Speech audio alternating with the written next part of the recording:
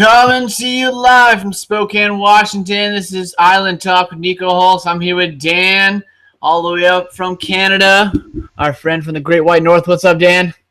Oh, nothing much. What's up with you, Niko? Oh, not a heck of a lot. Just getting ready for tomorrow and Yeah, ready for the next excited for episode. Survivor. So, as you can notice, generally these Power Rankings podcasts will be with myself, Dan, and Dylan. But unfortunately, Dylan couldn't make it tonight. He had a prior commitment that came up. So he's not going to be joining us tonight, but he did send me his Power Rankings. So I'll be reading through his Power Rankings for him to compare and contrast with Dan's. But first, Dan, do you remember where you had Vetus last week? No, I probably have it on my phone somewhere. I'm gonna say I had him ranked around 11 or 12. 11 or 12. And I'm trying to remember where, I guess it was 2 weeks ago that we did the Power Rankings podcast. And I'm glancing through, I'm going through yours, that's why I'm not finding Dylan's. I'm going through Dylan's Power Rankings. Yeah, I have him at 12. You have him at 12? Yeah. Dylan, he had them at, oh, good grief. A lot of this conversation is him bitching about all of us knowing that Vetus got voted out first. And He had Vetus number 2. I did not know Vetus was going to be voted out before I did the Power Rankings. I found that out about a couple days before the premiere episode by accident, and it kind of ruined it a little bit for me, but it helped me out in that draft. Yeah, so he had him number 2, so he was really high on Vetus in his initial Power Rankings. Which is funny because he's never watched Vetus's season in full. Yeah. I guess, though, he wouldn't really, he only saw the good qualities of Vetus, and I think a lot of people, though, saw those good qualities and saw them as threats, and that's why he's gone. Yeah, for sure. So, at least going off the first initial rankings, I'd say that you are ahead right now, 12-2. You had him in the 12th spot. Dylan had him in the 2 spot. So, early on, you got a good little solid lead there. So good work. Really quick, I had this really, really bizarre Survivor-based dream last night that was based off of the Second Chances season. And so this isn't a spoiler, but basically in my dream, the Bion tribe lost. And then after the end of their tribal count, or at the end of the challenge, they found out that they had to go to tribal council. But the twist was that they were voting 2 people off, and the twist of that was the girls were going to tribal council separately, and the guys in that tribe were going to tribal council separately. And the girls were voting off a girl, and the guys were voting off a guy. So they were splitting it into 2 tribal councils, 5-5, and that Bion was going to lose 2 people. It was really, really weird. That would be a crazy twist if it's ever done, especially right off the bat. That's probably when you'd have to do something like that, when the gender split is really equal. Yeah. And that would be cool if we saw that. I don't think it's happening. It probably would have been spoiled by now. Yeah, I don't think that's going to happen. It was just this bizarre Survivor mind dream that I had. And I was when I woke up, I was like, whoa, if that happens, that'd be awesome. That would totally suck for the tribe because they'd have to vote off 2 people immediately, and that would suck. But Cass and Steven probably go home. Yeah, Cass and Steven double boot in the second episode. They're just we're just gonna get this over with. That's a sad day for Survivor kind when Cass and Steven get booted in the first in the second episode. Yeah. Together. Yeah, that'd be unfortunate. I don't know. You'd have to watch the Seaside Hotline for me on that day. If that happens. So, with that, we are going to jump into the Power Rankings. For anyone who's watching live, feel free to leave your comments or questions in the YouTube feed in the comment section there. You can also post them on our Twitter link that I shared earlier on the Twitter page at Island Talk WNH. And then you can also post them in here if you are watching via Google Hangout, and we will get to those at the end of the show. Dylan said he may be watching, so who knows? He might leave some incredibly obnoxious comments throughout the podcast. I would not be surprised. But with that, let's jump into the power rankings. And Dan, I'll let you go first and share with us who you had number one, or I guess not number one. Yeah, number one. Who do you think have as the most safe this week? Well, I'm gonna go with Tasha Fox. Surprising because we didn't see a whole lot of her in that first episode, but where I see Tasha Fox is as a key swing vote in if that Bayon tribe goes to tribal council. You saw Jeremy recruit her. She didn't seem that sold on the idea. She kind of gave him a line. I forget exactly what she said, but it was almost like a "I'm cool if it's not me" type of line. I could see her siding with the women if they go to tribal council next, or being in that position to side with the potential women alliance against those three guys. I don't think those three guys are going unnoticed. Like, they're being noticed. People are seeing them bro out. Yeah, I agree. I think those guys are while they're creating, a bit of a meat shield for themselves.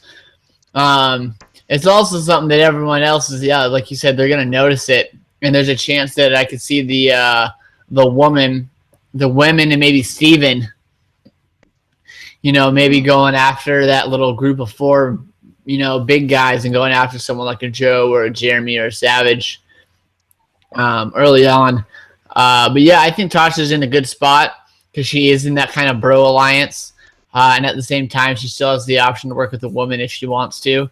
But we'll see, though. I mean, she's pretty oogling and ogling over Joey Amazing right now. So if she can break that little spell of the man bun, maybe she'll be a little bit more of a threat there. So number one on Dylan's rankings, and he kind of divided his into tiers. So he created a tier of 4 players. And I will read his first person, his number one, who he has the safest this week. Any guesses, Dan? Jeff Varner? No, it is not Jeff Varner. These are my power rankings. Jeff Varner would actually, I think I had him at like 5 in my make-believe power rankings that I did in my head. I thought after you jobbed him last week with that point, he'd be trying to get in your good graces. So that's why I guess Varner. No, he did not do that. So with that, number one on Dylan's power rankings this week is Lady Kelly Wentworth. Yeah. Reasons being, she has an idol. She's part of the majority alliance on her tribe. She seems to be pretty safe. She's good in the challenges. He has her number one on that tribe. She's aligned with Spencer. She's aligned with Shireen. She's seemingly aligned with Varner and PG. Abby Maria, obviously. Who knows how reliable Abby Maria and PG and Varner are going to be. Mm-hmm. But she does seem to be, at least in the moment, at a good place. And obviously, if Varner does flip back to old school, maybe swings PG back with them, I think Spencer would be the target before someone like Kelly or Shireen. So he has Kelly Wentworth number one, and then I'll just jump to my number 2, and then I'll let you do your number 2. So Dylan's number 2, Jeremy Collins. He has written "What a Beast, Bro Down." Basically, he has him in the number 2 spot as the head of the Bro Alliance with Joe and Savage and Keith and Tasha. And he just has Jeremy on top. He figures that with Jeremy, the head of that alliance, he's probably going to be pretty safe if they go to tribal council. And I think that the assumption would be that if something did flip, it would probably flip on Joe before it flips on Jeremy. So that is Dylan's number 2. And I don't know. What do you say so far on his top 2 spots? We're pretty similar so far. I don't have those two ranked quite as high, but they're high, and so we're kind of thinking in the same vein so far. Alrighty. So let's get your number 2 now. All right, well, let's go right back to it. Lady Wentworth, number 2 for me. She found the idol. She had a really good episode. Ben pointed out she had almost as many confessionals that episode than she did her entire first season. So if you're Kelly Wentworth, that's a win already. You already beat last season's performance television wise, and I think we're gonna see a player who's in an okay spot next episode, even if Varner decides to swing against her, which could happen. I don't think she's the one that gets the shot taken at her, like you said. And that's about it about Kelly. She played a pretty good, strong opening episode. If you're going to rank opening episodes in terms of gameplay, I think she probably had the best episode from what we saw. Yeah, and we didn't see a whole lot of like intense strategy in that first episode. It was a lot of getting everyone to confessional, a lot of character development. So we didn't see a lot of strategy. Obviously, most of the strategy that we did see was at the Takeo tribe, simply just because they were going to be going to the tribal council, and the Bion tribe was going to be safe. So we really didn't see any kind of strategy talk on the Bion tribe for the most part, other than little bits of the Jeremy alliance.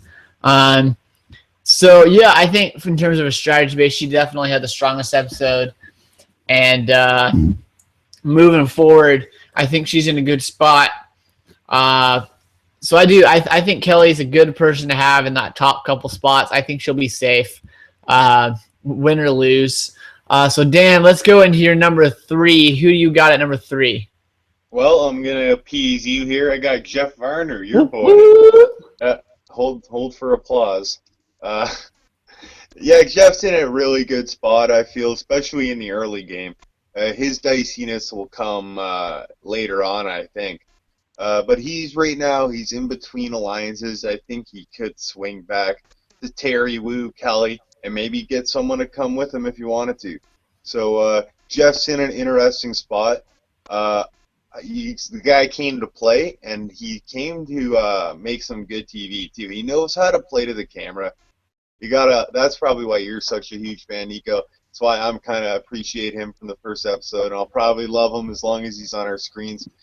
But I think you see him next episode make a big move if he goes to tribal, and in that regard, I think he's safe because he's going to be the deal maker again if that tribe goes back.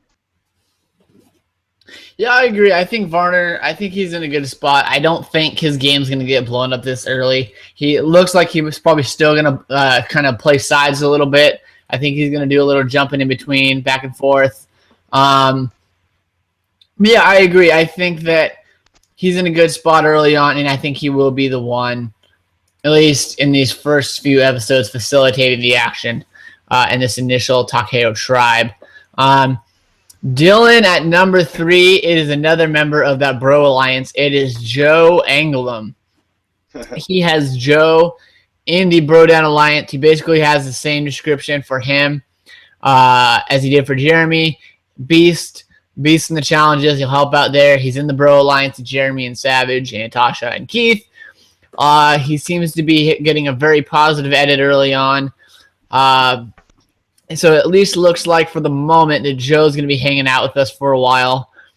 And then in my opinion, I think that he's in a good spot. I actually, when I created my make-believe power rankings that I was kind of thinking on early before when I thought I might have to make some tonight, I actually had Joe number 1. Oh. I just felt like he was getting such a stellar edit in that opening episode. I just can't see him going out first in that tribe. So even if they lose, I think Joe's going to be good. But I mean, long term, I don't think he'll win. But I think at least in these early stages, I think Joe's a lock to hang around for a while. And I'm just going to go right into his number 4. That'll basically end his tier. His number 4 is Andrew Savage. Same deal as Joe and Jeremy. He calls this one the bro tier plus Kelly. Basically, it's the three bro amigos and Kelly Wentworth. He's got those three in the top four, just as they're a solid three on top of that bro alliance. I think he's just got them safe that if they go to tribal, those guys are going to stick together. They've got the power on the tribe, and they can probably swing some people over like Kimmy or Kimmy or Cass, just to pick off a couple of the lesser players, maybe someone like a Monica or Sierra. I think that bro alliance is going to have a solid shot to run that Bion tribe early. But who knows? We'll see what happens. There's going to be some twists and turns in this season. So, I mean, people could get unpleasantly screwed when they're least expecting it. So, with that, let's jump over to your number 4, Dan. Who you got? Well, keep the bros on coming. Jeremy Collins is my fourth. All right. Overall. Same kind of thing. What can I say that you guys haven't said? Pretty physically imposing person. We compared him to Bane from Batman, I think, in the season preview. And he's playing a pretty aggressive game early here. And I think if things swing against those three guys, he's in a decent spot. He's probably the safest of those three guys if it swings against them. So, yeah, I like Jeremy so far in this early game. A thing you worry about him is he just really playing a little too aggressive this early? I don't know. We'll see. All right, and just glancing at your power rankings, I'm going to let you do your 5 and 6 as well. Since you're really going to do 5, I'll just let you do 6 too and just get those two knocked out. Yeah, that's why I was laughing, because we have Jeremy, Joe, and Andrew Savage ranked in the exact same order, just down the rankings a slot, I think. No, yeah, just a couple yeah. He's slots. got him 2, 3, 4. You've got 4, 5, 6. 4, 5, 6. Yep. And so yeah, I got Joe in the middle again, just because similar reasons to Jeremy. I think he's playing a little quieter game though.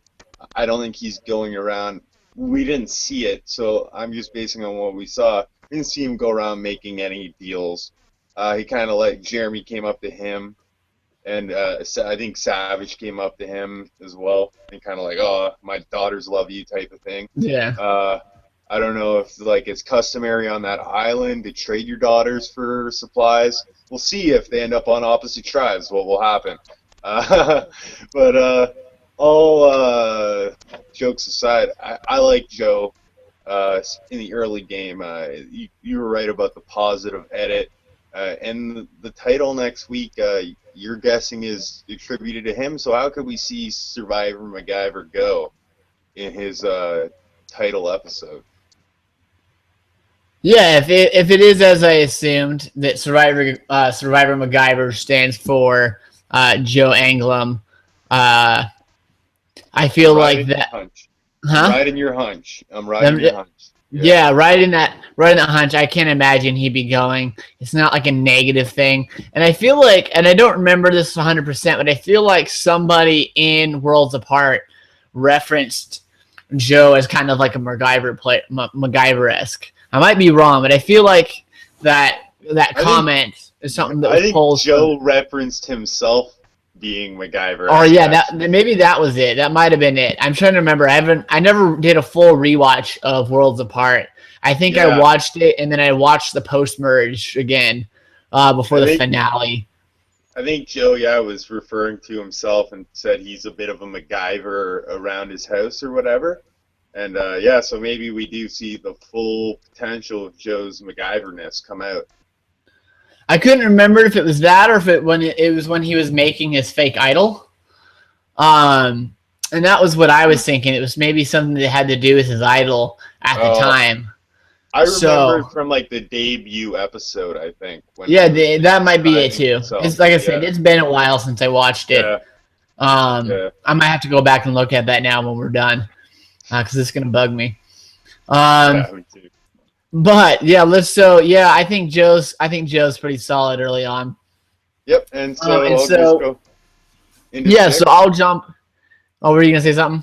Go ahead. Oh, want me to go into 6 here with Andrew Savage? Oh yeah. Sorry. You're Yeah, right. so 6 is Savage. He's ranked third because if things do swing against him, I think Savage is the fall guy at the first tribal. I think it's too early for them to get rid of Joe, who clearly has a likability to him. And I think Andrew will be more of an easy target if things do swing against those guys.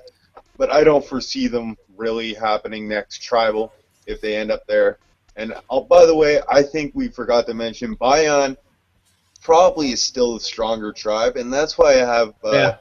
I kind of lean towards some Bion members here, just because I think they might win that next challenge next week. Especially with Vetus going Bro. home first and losing that big physical player.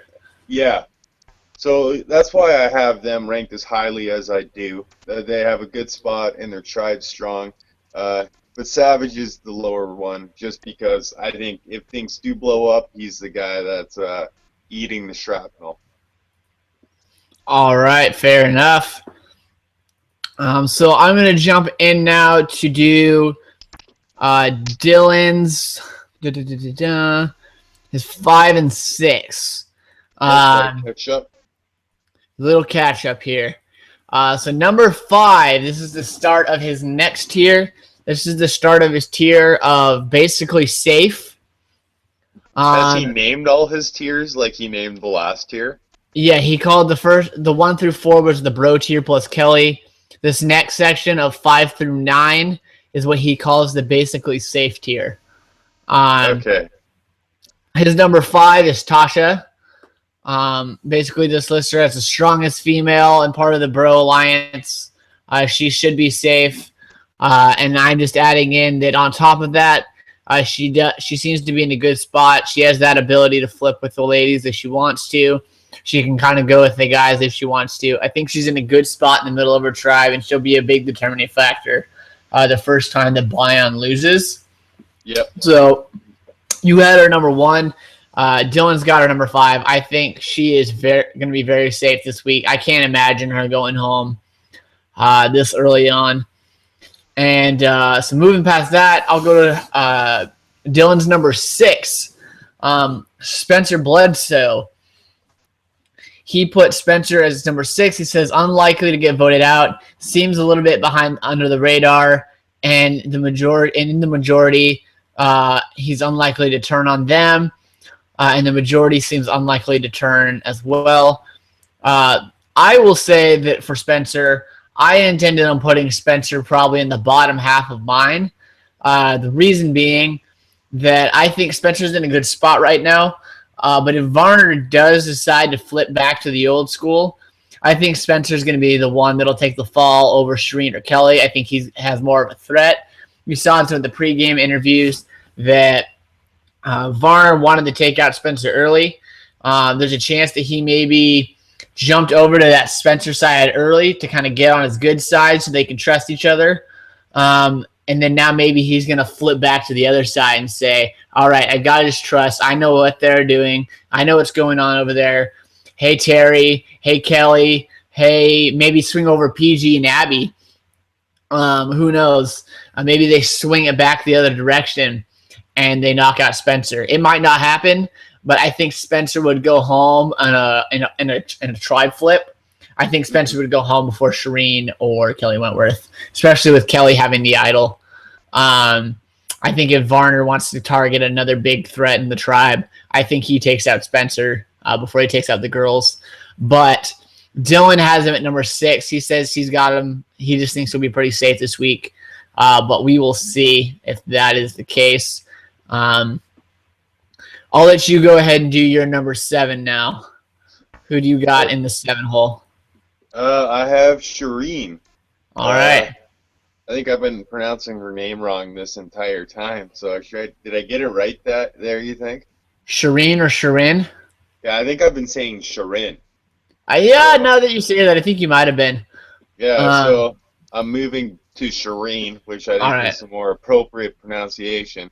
And I don't think we have enough viewers to ever get called out on that yet, so who cares? Yeah, we got plenty of time. We got to work out the kinks right now. Yeah, we can work out whatever kinks we need to. So yeah, I have her here.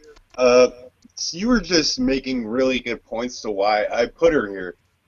If Jeff swings, I don't think she's in the targets. I think he actually views her as maybe a key that he could use down the road, or someone he could maybe get behind, because he already pointed out this lady's a little off. He didn't say off-putting, but he seemed a little off-put by her, just in the way that she was just so mile a minute. And Jeff seems like he's that kind of person too, but he doesn't present that way.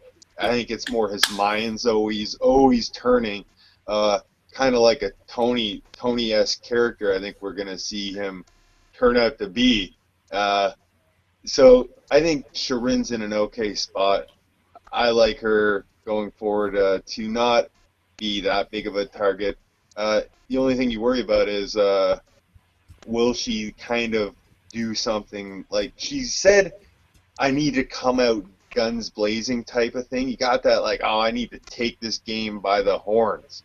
And I worry, is that the best strategy served for her? Is she going to unnecessarily step in front of a bullet not meant for her and make a bigger target of herself than she actually is out there? Yeah, and I don't think she will. I think all these players are out there for second chances, and they want to control the action, but at the same time, this early on in the game, I think if they see a bullet going for someone, if they don't have to save them, I don't think they will. I think they'll let someone else take the bullet because they're all playing for a second chance. They're all playing for a win. They all didn't win their first time. And while I think they're going to play more aggressive, I also think they're going to play a little bit more conservative.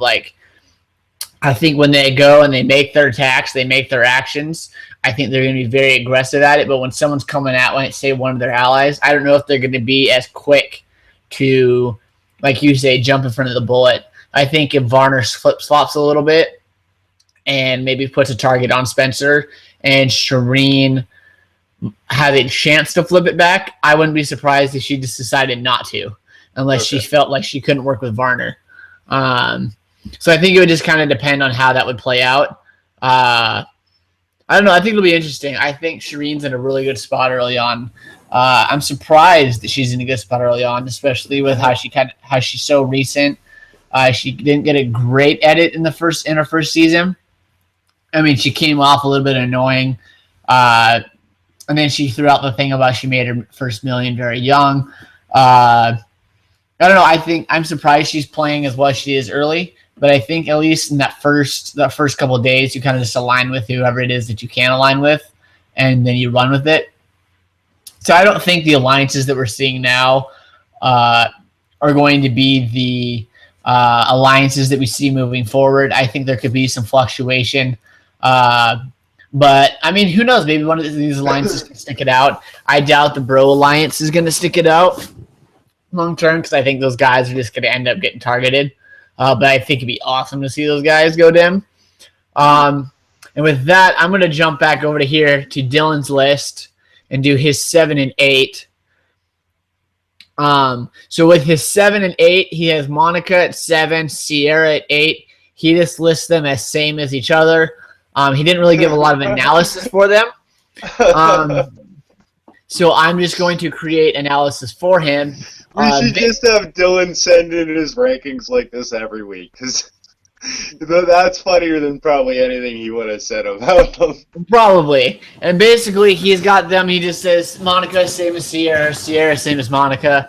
Really no description. I think the biggest reason he's got them that high is I think he said that Bayon he feels like is going to be the stronger team in the challenges. And those two really aren't going to be the targets or the threats through his perception if they do lose and have to go to tribal council. I think they're both in a good spot. He thinks they're both in a good spot within that tribe. They're not in the majority alliance, but they're also not the ones causing any problems within the alliance. So yeah, he's got Monica at 7, Sierra at 8. I think he just put Monica higher than Sierra, due to physical attraction. Dylan's usually showing his idol when he's talking about Monica, so that's my assumption on why he's got him at her at 7, Monica Sierra at 8. Huh? Monica and Kelly, I think, are Dylan's favorites. And PG. Yeah, Dylan's on the PG bandwagon, eh? Yeah, I think he wants PG on his bandwagon. Well, Dylan's not here, so you made the inappropriate comment today. Someone had to do it for him. We Pick it couldn't up the have slack. that. Yeah. We had to throw it out there for him, just in spirit. So with that, I'll let you jump back over and do your 8 and 9. Yep. So here, let me see here. I got Keith nailed it with this ranking. Took a little from your fantasy team's name there. Yeah, I like Keith a little bit here. He's not really seems like he's outwardly aligned with anybody. Is he a part of that bro alliance? I have no idea. It seemed like Jeremy kind of initiated talks with him. Yeah. And it kind of it never showed Keith talking to him, or like you see Keith ripping on Joe a little bit later on for the yoga. So I don't know. Is Keith a bro? Is he an honorary bro? I think he is. I mean, it looked like from that conversation when they were walking down the trail, and Jeremy's like, I thought we were good. And Keith's like, well, I thought we were good too. And we were. And Jeremy's like, all right, we're good. And, he talks to that. And, Keith's making me nervous. I think Jeremy's going to keep Keith around. He wants Keith around simply because he's a familiar face. He knows that Keith isn't great at the game. And I think he just knows that Keith will be a number. And he's going to be a number that more than likely won't be a huge threat to him later in the game. Keith ended up not really being a foil for Jeremy. Kind of threw him under the bus when he told the whole tribe in San Juan del Sur that he thought Jeremy had the idol, which then cut to Keith finding the idol 5 minutes later. I think Jeremy's kind of put that under the bridge for now. I think he's got it in the back of his mind. I think he brought in Keith mostly just so he can keep an eye on Keith. And I think he's going to keep Keith around as a loyal number while he can use him, and then maybe replace him with one of the girls later down the road. But I agree with you. I think Keith's in a pretty good spot. And then did you want to jump into your number 9 as well? Yep. We talked about her a little bit. I got PG. We'll get on to the bandwagon again. I really liked PG in the first episode. I thought she was, I don't know, I wasn't a fan of her in China for some reason. I always thought she was a little off-putting. I saw why she didn't do well in the game and why people kind of were sour grapes when it came to her personality at times. But right now, I kind of like her through the first episode. I liked all the pre-game stuff I saw from her. She seems to be in a good spot in that swing position almost. I think could swing with Varner if she wanted to, but also could stay with the new school. And you never know. Maybe we have a blossoming alliance here between Varner and PG. We kind of saw them in the water talking. I would love to see that be a duo do damage in the game. That would be great TV, I think. And I think they would be great partners to feed off each other in the game and confessional-wise and stuff. They both have snarky kind of personalities, but PG runs the risk of kind of maybe being in no man's land a little.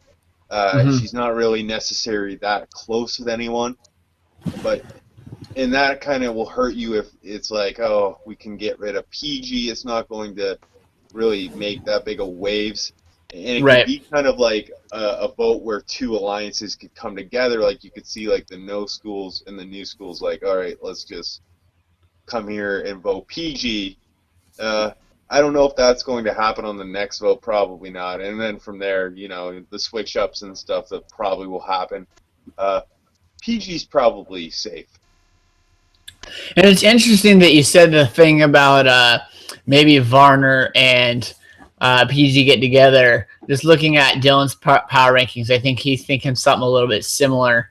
And I'll touch on that when I get to PG and his rankings. But he's kind of got his same mindset of a possible PG Varner alliance. I will say something that I saw in one of the promos that CBS released. I as a preview. I think I saw it yesterday. It was a preview talking about it was talking about some of the stuff with Abby and PG going on, and you see a little bit of stuff with Varner. And Varner's giving a confessional about how volatile Abby Maria is and how hated Abby Maria is. And he basically says, man, if I could find a way to get her to the end of the game, that would be awesome.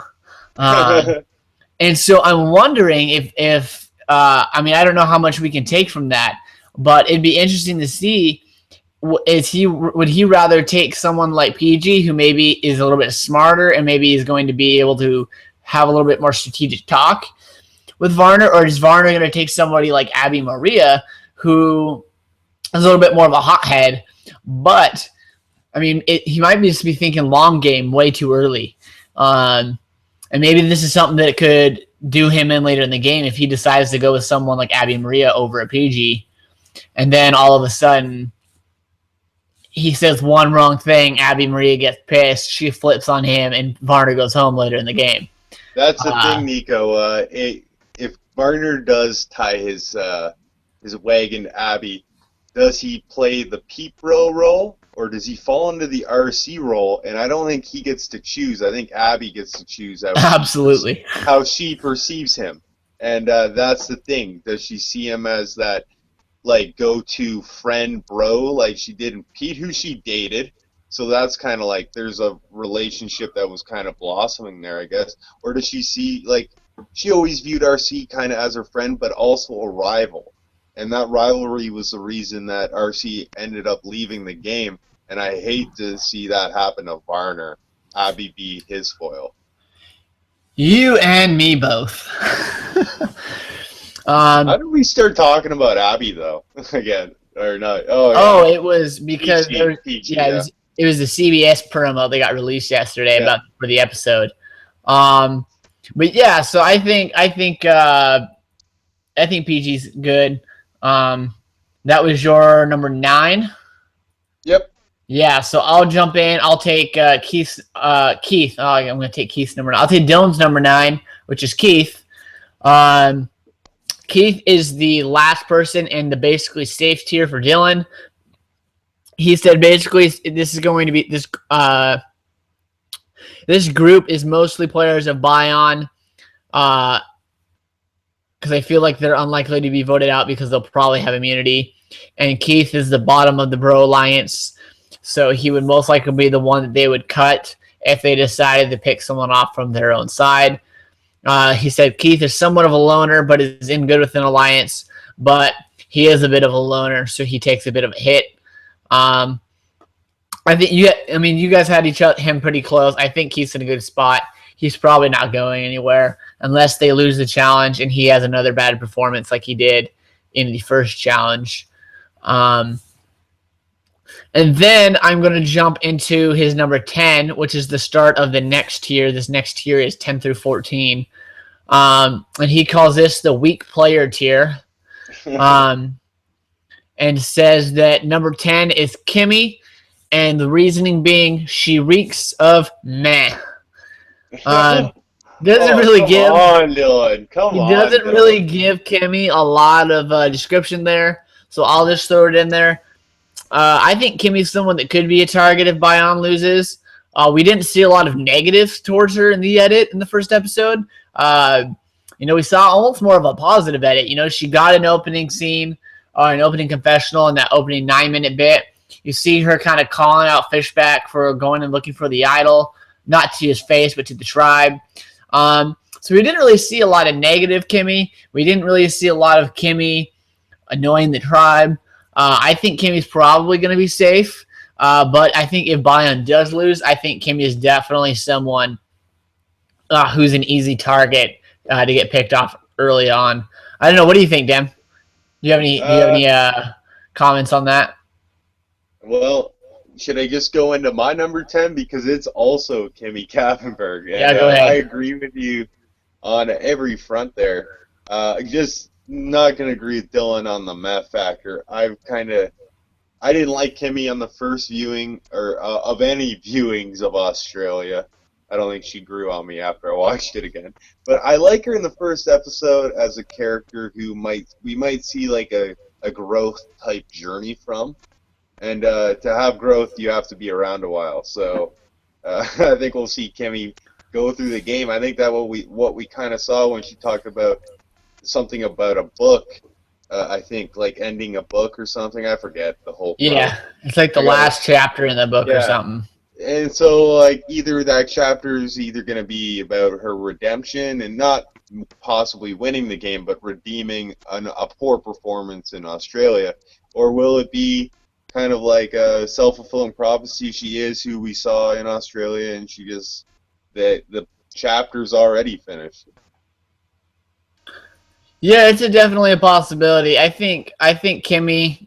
I think they're gonna give all these old school players pretty positive edits, unless it's just absolutely impossible.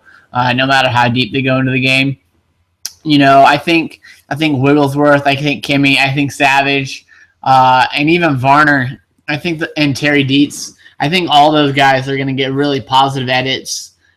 Just for nostalgia factors. I think they want to bring those people back, and I think they want to do whatever they can to kind of, keep their legacies as big as they are, as much as they can, regardless of how well they do in the game. I think the only one that might come into the game and really change their legacy is probably someone like Varner, only because I think he's not as remembered, other than maybe by the really hardcore fans. And I think he has the biggest opportunity to come in and just create this, more than likely, notorious kind of villain's role, and really change his perception of this idiot that jumped off a pole and swing it to all-time villain. I think for Kimmy, I think she's just gonna. I think her perception and her legend is the girl that got the finger wagged in her face. Exactly. We both did it at the exact same time. Don't you wag your finger in my face. I will always wave my finger in your face.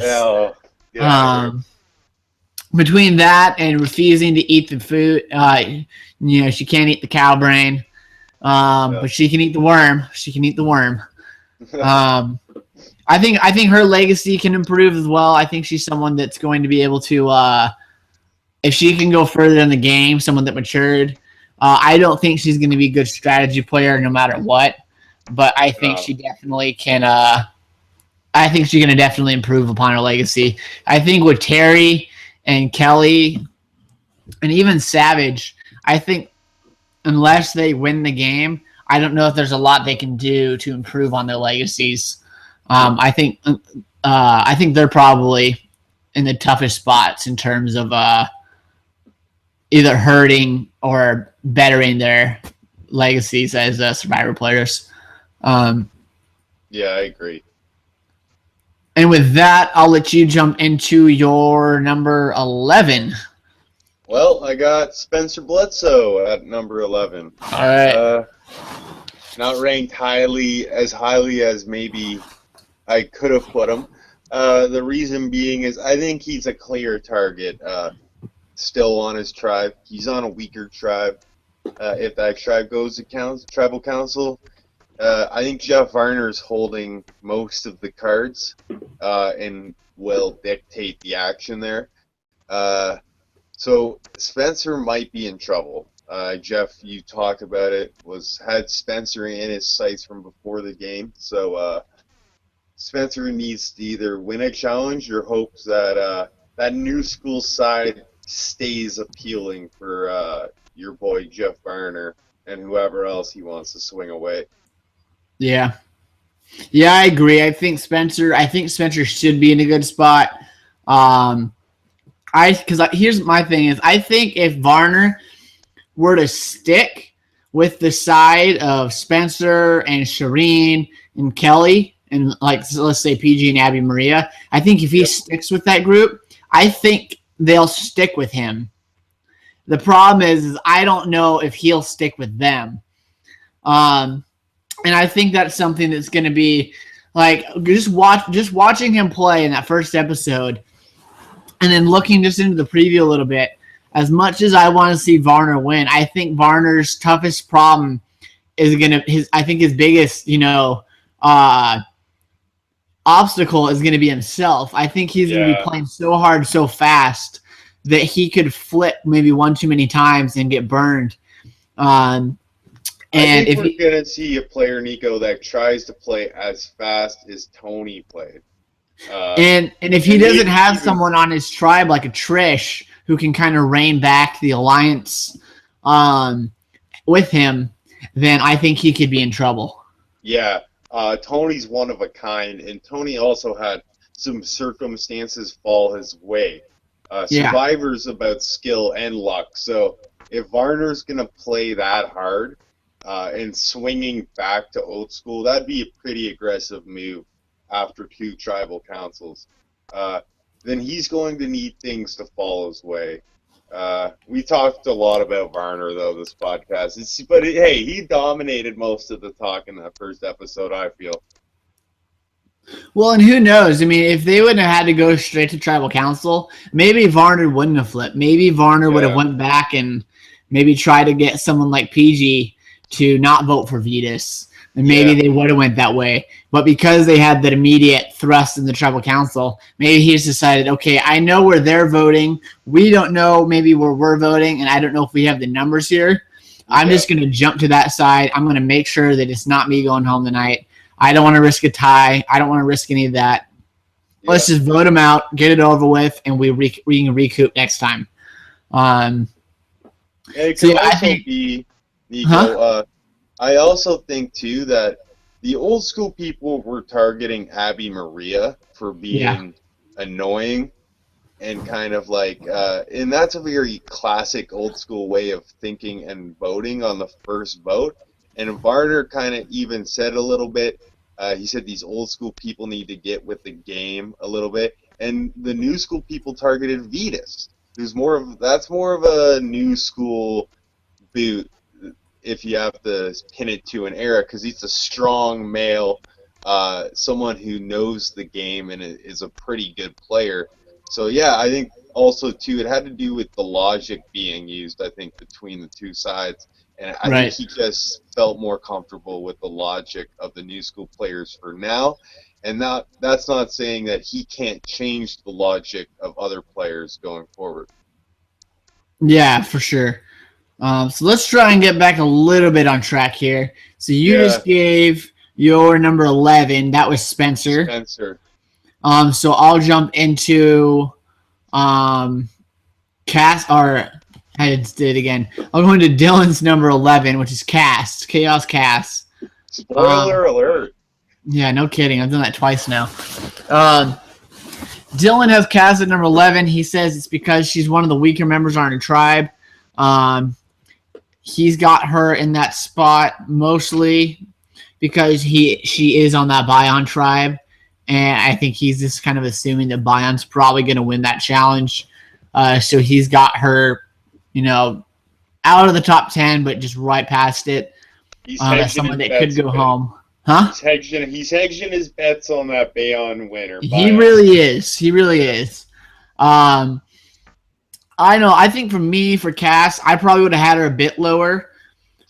She didn't seem to be really rubbing anybody the wrong way, at least on Bion. But again, we didn't really see a lot of Bion,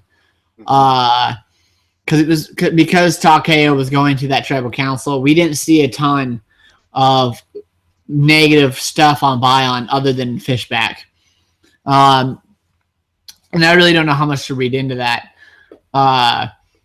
So I probably would have had cast maybe the bottom 5 or 6 players, just because I still think when it comes down to it, she's not very strong in the challenges, and she is a troublemaker, and I think her reputation is always going to make her be an option early in the game.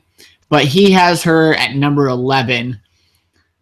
And then going in the number 12, we're at PG, and he basically just said Varner's puppet. For PG. And so that's why I was saying earlier when you were talking about her, about that maybe a PG Varner alliance, he's kind of got the same kind of idea, but more as that Varner will be manipulating PG. He'll be controlling her mind a little bit and using her as a mouthpiece. I don't think PG's that kind of player, to be honest with you. Like I don't think she is either, but at the same time, she's really trying to hold back a little bit, and she's really trying to not stick out too much. She doesn't want to annoy her tribe. She got herself in trouble a lot in China. I just think she's smart enough to know when she's being manipulated. I think she's a pretty savvy player in that sense, and her downfall's more in the way she relates and her interpersonal reactions with people. But I think as a game player, if Jeff does see her as someone he can just kind of manipulate and get to do his bidding, I don't think PG's that person and will kind of see through that kind of stuff. I think you're right. I think she is very good. I think the one thing, though, is that at least at the moment, I think the tribe is still kind of underestimating Varner. I think he did a really good job early in the game, kind of playing off the holy crap, this is going so fast, I don't know what I'm doing kind of thing. So I don't know how much they're really looking at Varner as a legitimate, like, strategic manipulator or a threat. I think they're kind of looking at him as a, oh, shucks, this game's so fast, it's so different. Please teach me your way, show me what to do. And I wouldn't be surprised if maybe you can PG... only be the gullible. Sorry, Niko. Yeah, go ahead.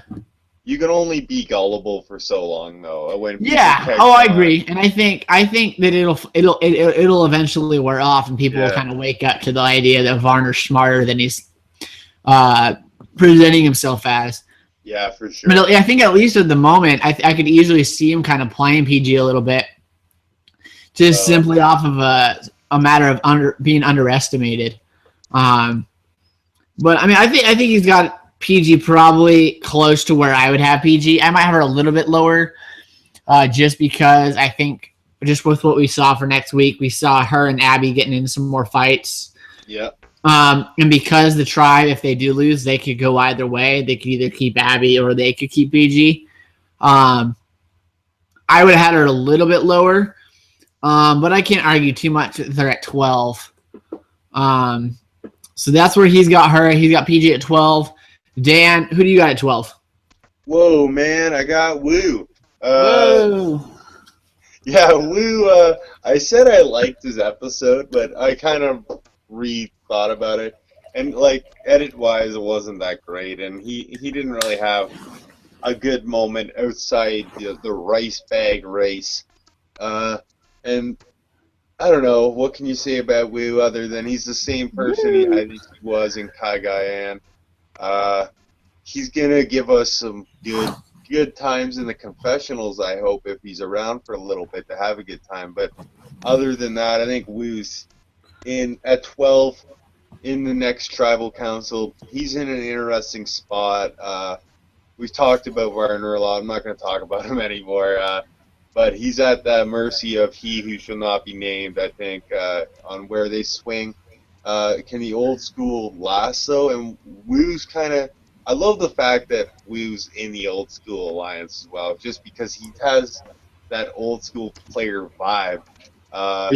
And I don't know, maybe he's our generation's Kobe, a guy who made a terrible decision at the end. It gets brought back a few times, and we applaud for being a hero. You never know. But Woo's in a spot. I don't know. I think he gets targeted off the old school tribe, old school alliance. Sorry. Out of Terry, Kelly, and him, if like things don't change miraculously for them or change for them in their favor. So I do worry about Woo. But I do have him ranked higher than those two for some reason now that I'm talking out loud. That makes no sense. Well, my one thing with Woo is, do you think Woo's someone that can maybe flip over to that new school since he does have a relationship with Spencer? It may not be a positive, huge, thriving relationship, but they do have a relationship. And, I mean, I could almost see Woo as, you know, kind of going up to Spencer and say, hey, I'm willing to work with you guys if you guys want to take these guys out. I mean, he might not because he is very honorable. I don't think he's going to want to blow, just go and say, like, screw you, Terry, screw you, Kelly. I'm going over here now. I don't know. Woo did make moves when he thought he'd be taken out in Cagayan. like the LJ vote was, I think, a self-preservation vote more than a strategical move on Wu's part because he thought LJ was gunning for him. So Right. if he feels like he could be being gunned for, I think Wu will do anything to keep himself alive, but he doesn't want to admit it to us. I think a lot of Wu's thing is keeping up his integrity and honor stick, and I'm not a big fan of it because I think Wu's more ruthless than he really lets us see, and I think he puts on a bit of an act, and he would do it if he had to do it. Yeah, I agree. I think Wu. I think he is someone that when it comes down to it, if he's got to save himself, he'll save himself. He'll make Yeah. the move that's self-preservation. Um, yeah, I agree. And then, did you want to go into or is this going back to me now? I've lost Uh, track at this point. yeah, I think I'm at 13.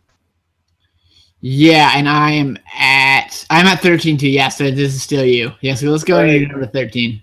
Well, I have Sierra Easton. She's on that powerful Bion tribe that's Dylan has favored to win that challenge. He has her up. I only have her ranked a little lower because, I don't know, you worry if the bros don't go after Steven, if they end up at a tribal, that it could be one of the women. I could see that being like a classic, like Andrew Savage decision, like, oh, we need to keep the tribe strong. We need to keep the what's the word he was using? Something karma related or something. I have no idea. But he's all about the spirit of the team. I think he'll sell that stuff as a reason to get rid of a weaker woman if it's not Steven. But that tribe should be okay, and I think Sierra's probably okay as well. I don't have her first in order of people leaving that tribe anyway. Yeah, I don't either. I think Sierra's probably in a good spot early on. Um, I think as long as she doesn't, stir up too much crap, I think she'll be in a pretty good spot. Yeah, we haven't really seen a lot of a few of these people other than like the character building narratives that are kind of being built Right. in that first episode. So you don't really know where a lot of them stand gameplay wise. So it's hard, especially on that Bion tribe, you talked about it earlier, to really get a sense of what's going to happen if they ever go to tribal. Yeah, exactly. Yeah, until they go to tribal, it's really hard, like you said, to kind of get an idea of where their minds are at. They did give everyone a confessional, but a lot of the confessionals weren't even very game related. No. A lot of them were just, "Hey, look it, I'm here on Survivor. Don't forget Yeah. about me." No, it was Um, more of like, oh, here are the mistakes I made, or here's what I'm gonna yeah, correct, or here's what I'm experiencing again for the second time. Like it was more much about the experience of the moment of coming back to play Survivor, and I think that was the theme of the episode. So I think we'll see the narrative change a little bit, maybe yeah, focus more on gameplay as we progress through the season. And I think that's the way Survivor's kind of been edited the last few seasons. I think Cagayan and Worlds Apart are kind of good examples of seasons that might be a little not slow, but more focus on the characters a little bit. Worlds Apart more specifically. So maybe we'll see that happen. well, and I think a big reason for that too is because they, at least in those seasons, they had the tribe split into 3 tribes. So there was Yeah, only 6 people per tribe. So it was very easy to kind of when you go to one of the camps, there's only 6 people to focus on. So it was very easy to kind of get some more character or development going at yep, those tribes because there wasn't as many people at each tribe to try to get camera time to. So I think these 3 tribe formats with only 6 players really help with the character development.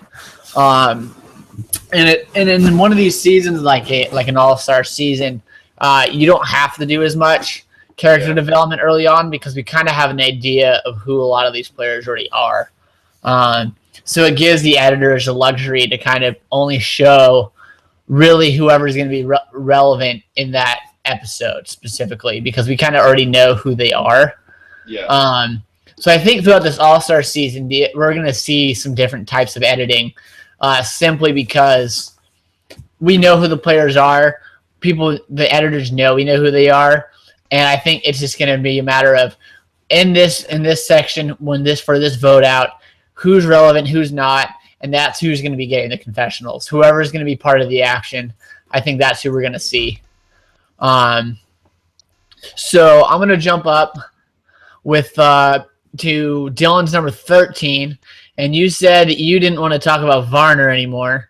We're going to do it at least one more time here. He's got Jeff Varner, number 13. He said that he's got Varner as a flip-flopper, maybe seen as a pot stirrer, and he is unloyal. And I mean, we don't know for sure that he is unloyal. We don't know for sure. Stir the pot, the pot. I was trying to do that forever, but I had like a water bottle. I couldn't stop it. It's so popular up here because the Blue Jays have taken Ontario by storm, and that's the Toronto Blue Jays on base celebration is stir the pot. Gotcha. But yeah, so he's got Varner in the 13 spot. Lists him as a flip-flopper, unloyal. I think until we see Varner flip-flop and be unloyal, I'm going to hold off on that. I know we saw some stuff in the preview of him talking with Terry. But we really don't know. I mean, that's just, it's kind of something that's probably more than likely taken out of context. Who knows what's actually going to happen in the Alliance or in the next episode. Yeah.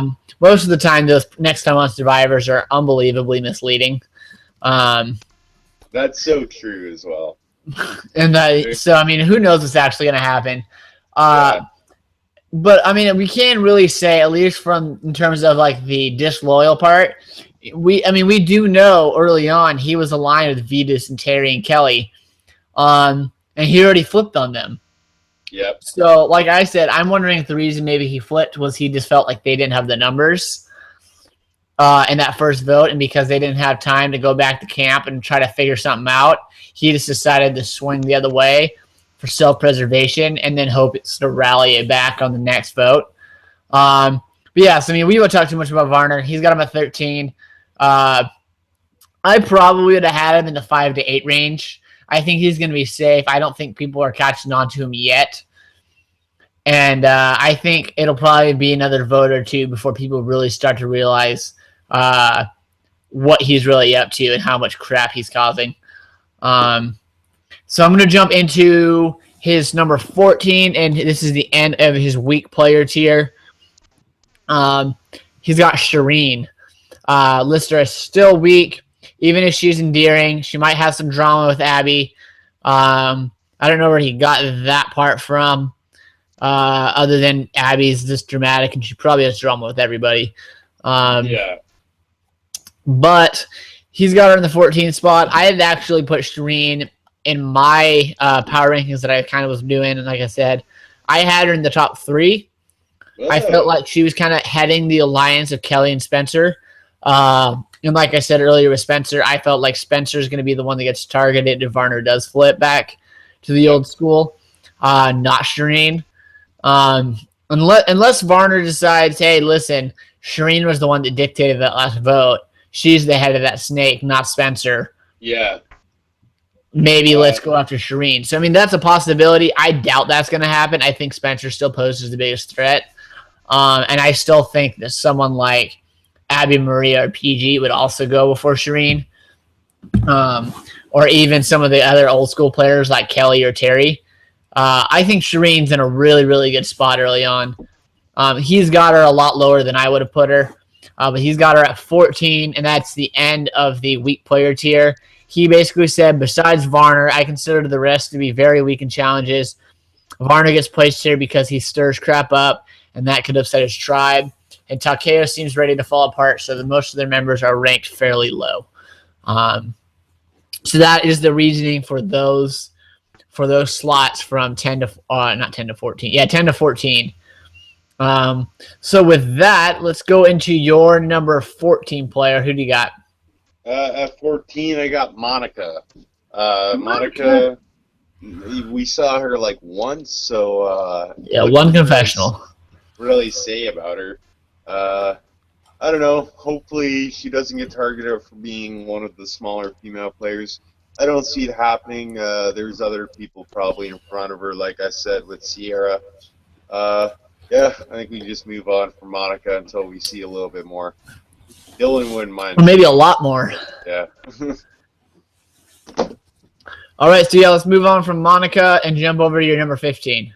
All right, I got Kelly Wigglesworth, my winner pick. Wiggle. I think my winner pick's faring the worst so far out of all the winner picks. Yeah. I don't know. I don't know what I was thinking with Kelly. Maybe we'll see someone who realizes they are playing a different game and that building a shelter doesn't mean anything anymore.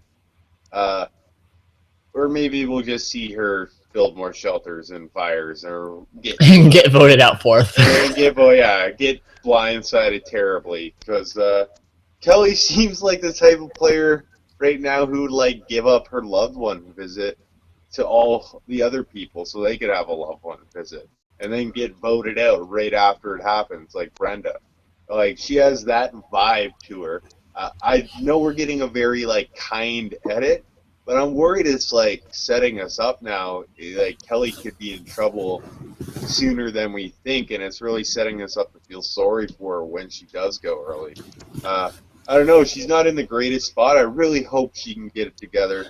I don't think it shows her relating to the tribe too well, and it doesn't help that she seems to be set up with a younger tribe. Yeah.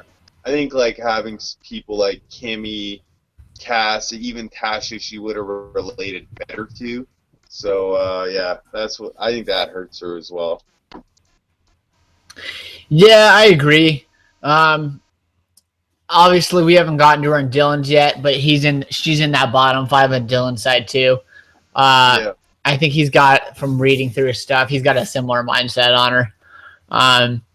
I mean, who knows? I mean, once you get these tribe swaps, it's a completely different game. The dynamics change. She could end up on a tribe swap where her tribe is mostly Takeo members, and then all of a sudden, hey, let's pick off these Bions, and then she's safe. And then maybe a couple of the other tribe, a couple of the, say, a Spencer and a Shireen get voted off or something, and then that new school alliance is gone. And then they merge, and all of a sudden she has to go back to their old Takeos, and she's in the majority now.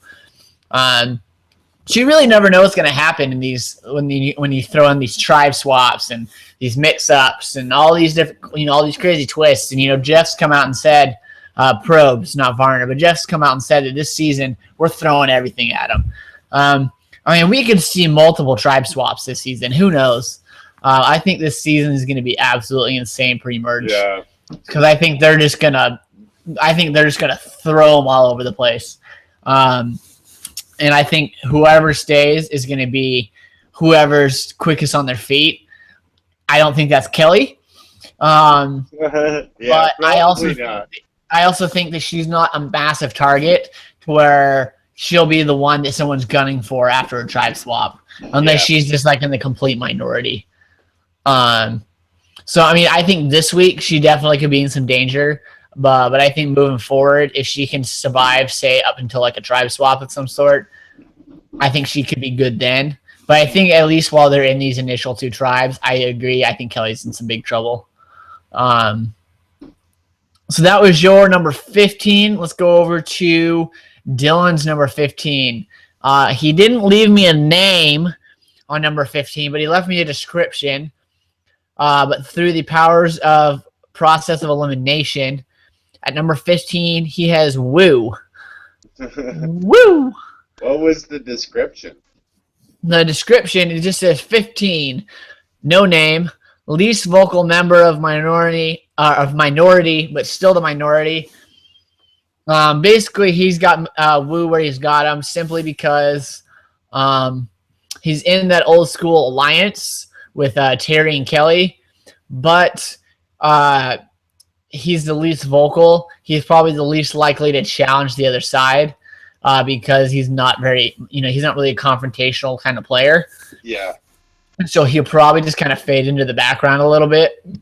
He is strong in the challenges, but he is still in the minority, which is why he's got him in this bottom 5. He lists this bottom tier as just called the bottom tier. put a lot of thought into that one. But yeah, so he's got Woo at 15. And that's where Woo is at. I don't think we really need to get into Woo any further. No. And then his number 16 is Terry Dietz. And he said he's got Terry there simply because he's most likely to challenge the other side about the vote and cause some trouble. I did see in that same little promo that I saw that was talking about Varner, when Varner was talking about how he'd love to keep Abby around because she stirs so much crap. It also showed Terry getting really annoyed with Abby because Abby kept walking into conversations of Terry's and the old school players, just trying to butt in and be involved. And Terry pretty much says, "Listen, there's stuff that you don't need to hear, young lady," and and kind of giving her some sass. I think Terry call her young lady to her face in the promo. Yeah, I think it was young lady. It might have been young lady, but it was something kind of like that. It was some kind of comment similar. If it wasn't young lady, it was something like it. I don't think Abby's gonna like being patronized like that, probably. Oh, and she's doing the whole thing with a smile on her face, and he's like, if you want to keep following me all day, maybe there'll be some stuff that I am gonna say to you. So he's really, really fed up with Abby Maria. I think I was gonna have Terry at the very, very bottom, probably with a Steven and an Abby. I mean, he's pretty much got him down there too. Yeah. At 16. I think Terry's in a really bad spot right now. He is a challenge threat. He's not really a strategic threat, but he's someone that when stuff's not going his way, you might as well call the ambulance. He's going to throw a fit about it. He's not going to like it. So he's got Terry Dietz, number 16. And with that, let's jump over to your number 16. And hey-o, on the money. Yeah, we're thinking the same way here. I agree with everything you said. We could probably move on from Terry. He's probably not going to be too nice to be around. Probably the least nice to be around after that vote. So that could do him in trouble, but you never know. I think Terry's probably not going to be booted next episode just because he's Terry. I think maybe there's some respect there. So still from some of these players where they'll keep him around a couple extra votes than maybe they should have. Yeah, and I wonder because in that last episode we saw that scene of Spencer bonding with Terry. Yeah. So I'm wondering if they throw that scene in there, because they don't throw any of these scenes in there mostly for no reason. They usually are trying to set something up. So I'm wondering if maybe we'll see that come to fruition a little bit, where maybe we'll see a little bit more of the Spencer-Terry bond. And maybe that'll keep Terry around for another vote or two, because him and Spencer get along, and maybe we'll see someone like maybe Woo or Kelly, or maybe they'll just decide, let's just get rid of Abby Maria. So I'm wondering why they threw that scene in there. I'm wondering if it's going to be something that leads up to maybe Terry and Spencer kind of working some stuff out to at least keep Terry around for another vote, even if it's just to say Terry's just like, hey, we need to win some. You guys need to win challenges. I can help you. Abby can't. PG can't. Something like that. I don't know for sure if that's why they threw it in there. Maybe they just did it to give Spencer some airtime. But just a thought that I had from just kind of looking at some of the scenes that they showed from that first episode. If they can build off of that, that could be a reason they threw it in there. I don't know. Just throwing stuff out there. I like to look into these things and speculate. So with that, let's jump into your number 17. All right, at 17, I got Chaos Cass. I think this is still, we haven't seen enough from her to know if she's really got the game on the right track or not. So it's more of a speculative, I need to see more ranking. You could always see Cass being an easy boot still. So that's why I have it ranked as low as I do. Makes sense. Yeah, I think, like I said, Dylan has her at 11. I probably would have had her in the bottom 5 just because, like I said, I think she's always going to be a target early in the game, just via reputation. Yeah. And then I'm going to do his number 17 right now because we've got 18 and 19 in the same order. Okay. So we'll just both talk about those two a little bit. All right. So Dylan's number 17 is Kelly Wigglesworth. He just lists her as the weakest member on the minority alliance on her tribe. I wouldn't maybe call Kelly the weakest, but we already talked about it a little bit. I think Kelly is just going to be someone who's I think the game's moving a million miles an hour, and I think she's going at about 5. I think she's just out of place in the game. I think it's just flying past her. I don't think she knows what's going on. And if they decide to just start picking people off on that tribe, I think she's going to be in trouble. So we don't really need to talk about Kelly too much more. So we'll just go to the number 18 and 19 spots. You both have Steven at 18, and you both have Abby at 19. Do you want to do Steven or do you want to do Abby? I can do Steven. All right, so let's go ahead and talk about Steven. Well, Steven's got the people have labeled it the dodo edit. I kind of agree a little bit, but I don't know. I think Steven's in a precarious position just based on the fact he doesn't relate well to anybody on his tribe, it seems. And it seems that he's struggling to find his role a bit, I think. Maybe in his own head and in the tribe as well. He doesn't really know where he fits in. And I don't know if that's really what's going on or if he's feeling the pressure of being out there and maybe feeling that he's the biggest threat on his tribe and not having the greatest setup. We've talked about that a little bit. So Steven's real question going forward is the Bro Alliance for real? Do they have sway in that tribe if they do end up in tribal council next week? Or tomorrow. I keep saying next week like it's far away, but it's tomorrow. Right. So if they do, and they do have Tasha, they do have Keith. 5 is a hard number to go against, I think, for Steven and whoever else is on the outside. I think they would band onto that 5. A couple people would probably, like a Kimmy or even a Sierra who's shown a way she knows how to go with the numbers.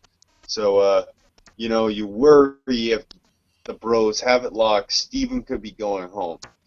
But if people are playing second chances to play second chances, I can't be naive enough to think if I noticed and was like, man, those 3 guys, I would never let them like get past one tribal council together. And that's what I was thinking when I saw it.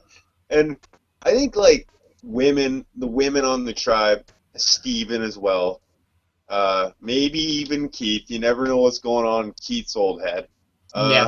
They could be like, wow, that's pretty, I don't want to be playing with these 3 together all game. Might as well get rid of that as soon as you can and then work with those 2 from there. So you never know. Steven could be in an okay spot, more than we're being led on to believe. You know, he could be getting this beautiful edit where he redeems himself throughout the game after stumbles. So you never know. Another token team's edit. Yeah, or he could be just like, hey, here you go, jackass. There's the door. But I hope it's not that. Yeah, me too. I like Steven. I think he's a fun player, and I think we got better things to come from Steven. I hope. And then 19, I mean, it's Abby Maria. He lists Abby Maria, previews the conflict, and receive 4 votes at last tribal. We already know she's a target on the tribe. She's volatile. She's not a huge contributor in challenges. She's going to stir crap up. She's getting on people's nerves. I mean, it's Abby Maria. We really don't need to get into the huge details on why we think she's going to be the next one to go. If she stays, it's the greatest season ever. If she gets to the end like Jeff Barner says, how could it not be amazing if she's just like in there ripping people up for however long? Oh, it'll be fantastic. Yeah. I mean, can you imagine like a majority alliance that's like Varner and PG and Abby Maria, and they're just, I mean, I can't imagine PG and Abby Maria getting along, but even just Varner and Abby Maria, just stirring crap up all the time. Yeah. And they're both players that are just very notorious for causing problems and stirring crap up. Those two would just be fantastic to watch. They already are fantastic to watch, but if those two were to come together and just keep the drama coming, I mean, I can't imagine that being poor television. Yeah. I know Abby, though, grates on you a little bit after a while. She kind of does in the Philippines. She kind of has the Philip Shepard effect, I think, maybe, where you're like, oh, man, so funny, so hilarious, and then at the end of it, you're like, oh, man, this is kind of tiring. Well, and I think Abby Maria almost got a little bit better towards the end of Philippines. Like, it was kind of the middle section where she got really, really grating. And then towards the end, when she kind of became an underdog a little bit, and she had the idol and she saved herself, and you know, I mean, maybe that's just me. Maybe, I mean, she definitely got on my nerves at times. You know, the whole blow up when she blew up on RC, and it was all because Pete kind of planted that clue in the bag and kind of turned Abby Maria on RC. That was a little frustrating to watch. But I mean, I think overall, I don't think Abby is going to end up being long for this game. I think even if Varner does want to drag her along, I don't think it'll happen. I think people are just going to get annoyed with her. I think they're going to get fed up with her. But in the end, she isn't a threat. So if she lasts another vote or two, do you see some tribe swaps? People are going to be going after the big targets, the big strategic threats. So, I mean, I think if she gets past another vote or two, she could end up going very far in the game, which for us, for TV purposes, I think that's gold. Oh, that's good TV for all of us involved.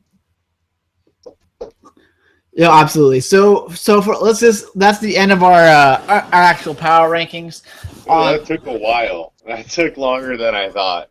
Yeah, it did. It took a little over an hour. But hey, me and you, I know I sometimes am pretty long-winded, so I find Dylan and Ben help break us up a bit. So yeah, definitely, and especially when that's why I like to host a little more than I do give a lot of commentary, because I can ramble forever. Yeah, it's definitely easier to shorten up your thoughts when you have four people. You got me and you going at it. You get off track now and then. Yeah, we could probably do some seriously intense monologues. Yeah.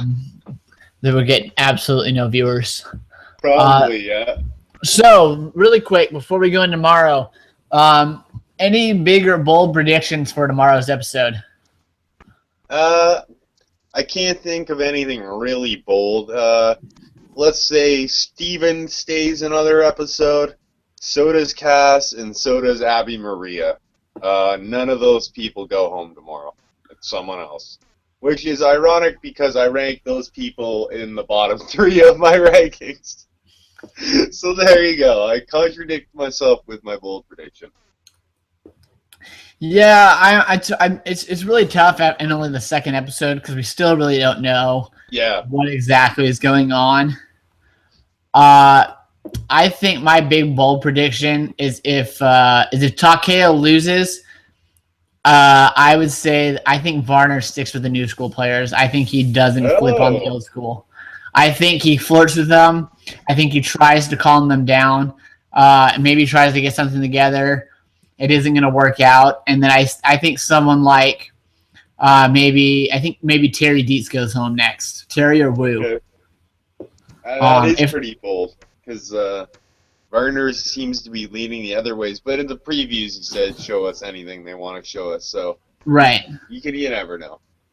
So I'm going to kind of guess against that a little bit. I think if Takeo loses, I think it'll be Wu or Terry going home in the 2-hole. So that's my prediction. So other than that, let's go and jump over to previewing our Thursday show. This Thursday, as we announced on last Thursday's episode, we will be talking with Billy Garcia from Survivor Cook Islands. He will be coming on to talk about episode 2 with us on Thursday at 7 Eastern, 4 o'clock Pacific time. That's going to be a lot of fun.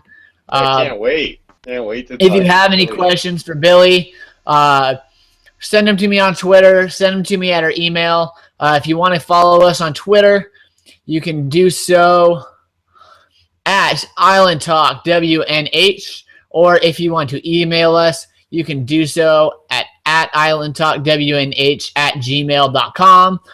I reply to all emails if I get them. I try to get to them within the day that I get them. So if I don't get to you right away, I'm probably working on something, but I'll get to you as quickly as I possibly can. If you want to follow Dan, you can follow him at DanBall44. And obviously Dylan couldn't come on tonight, but if you had any comments on his power rankings, you can follow him or tweet at him at dwalls09. And I am at Wisdom Pickle or at The Wisdom Pickle on Twitter, or just follow me here at Island Talk WNH. I will reply to you at either of the two. But yeah, so Billy Garcia will be joining us this Thursday, 7 o'clock Eastern. It's going to be an awesome show. I'm excited about it. I know Dan's excited about it. Funny story. I told my mom we were going to have a guest on, and she watches. She's seen every season, but she's the type of person, she's only seen a season once. Once Right. It's done, she kind of forgets about it. She's a normal person and categorizes things in her mind in their relevance towards life. And Survivor's not that relevant, apparently, towards life. So it's not that important to her. But she remembered Billy when I started saying, well, do you remember the guy who professed his love for a girl at a tribal council? And yes, she did. She had a soft spot for Billy. So my mom's a fan. And still remembers Billy Garcia from Cook Islands. He's probably the most memorable second boot in Survivor history. Yeah. Easily. And he's probably done more with his second boot slot than most pre-merge players have that never returned for an all-star season. Well, if my mom, who is a casual fan, if we're going to go hardcore and casuals, remembers you, then you've made it. You've made it, Billy Garcia. You made it. So yeah, tweet. So we'll be doing that on Thursday at 7 o'clock Eastern. If you have any questions, email us at islandtalkwnh@gmail.com, or just shoot us a message here on Twitter. Post something on one of our threads, and I will get that. And if you want to follow at Billy Garcia, it's at Real Billy Garcia. Real is in all caps. So you can get any information from Billy. Other than that, you got anything else, Dan, or you just want to close out the show? No, let's wrap her up. All right. Let us do that. So with that, thanks everyone who tuned in. We hit a maximum of 2 viewers tonight. We really pushed the limits here with our viewership tonight. No questions or comments. 10. I want 10 on Thursday. I think if Billy can get us some viewers, I think we can hit 10. I want so 10 with people. that, thanks to you for those who did join us tonight. And like I said, join us on Thursday for our recap episode with Billy Garcia. I'm Niko here with Dan. And have a good night, everybody. And we'll talk to you again on Thursday. See ya. Thanks, guys.